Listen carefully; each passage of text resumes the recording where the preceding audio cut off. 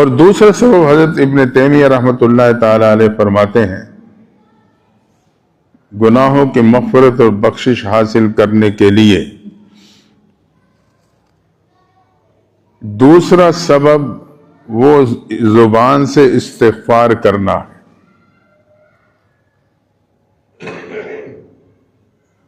میں استغفار کی کثرت کرتا رہا ہوں، استغفر اللہ ربی من کل ذنب واتوب الیہ۔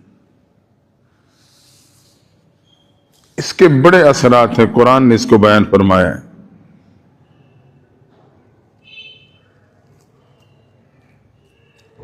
استغفار کرنے سے اللہ انسان کی گناہ کو معاف کر دیتا ہے۔ غالباً حضرت حسن رحمت رضی اللہ تعالیٰ عنہ خدمت میں ایک شخص آیا، حضرت بہت بڑا گناہ ہو گیا ہے، کوئی عمل بتا دو۔ فرمایا استغفار کرو۔ ایک دوسرا شخص آیا، حضرت بارش بند ہے، کوئی وظیفہ بتا دے اللہ بارش نازل کر دے۔ فرمایا استغفار پڑھو۔ ایک تیسرا شخص آتا ہے، حضرت بے اولاد ہوں، کوئی عمل وظیفہ بتا دے اللہ اولاد کی دولت دے دا۔ فرمایا استغفار پڑھو۔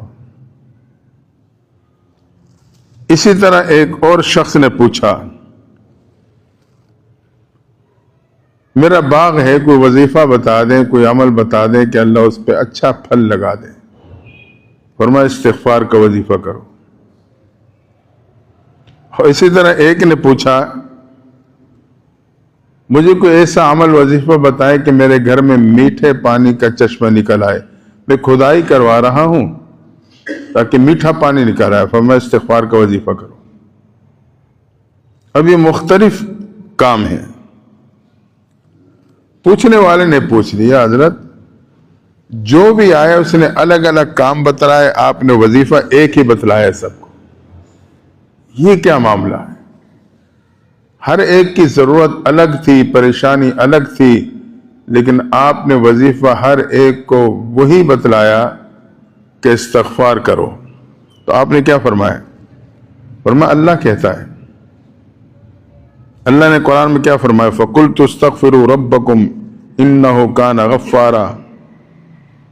انہیں کہہ دو کہ استغفار کریں، إِنَّهُ كَانَ غَفَّارًا، اللہ گناہوں کو معاف کر دے گا۔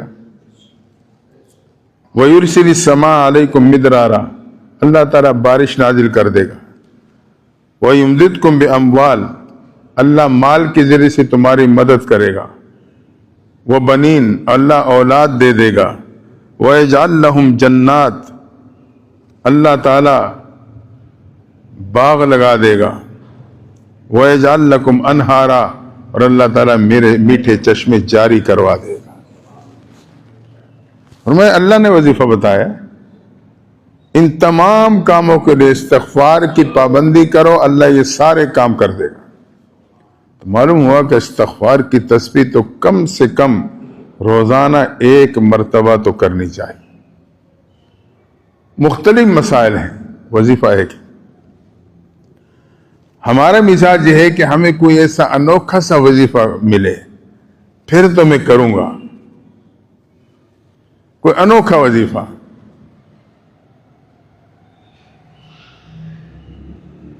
حالانکہ اس عمل میں جو بظاہر یہ عام سا وظیفہ سمجھا جاتا ہے، لیکن قرآن کی روشنی میں اس وظیفے میں کتنے اثرات اور برکات۔ اللہ نے کہا کہ انہیں کہا کہ استغفار پڑھو ان تمام کاموں کے لیے۔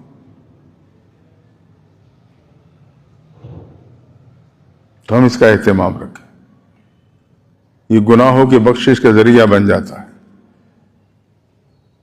تو دوسرا سبب بخشش مغفرت حاصل کرنے کا وہ استغفار کرنا ہے۔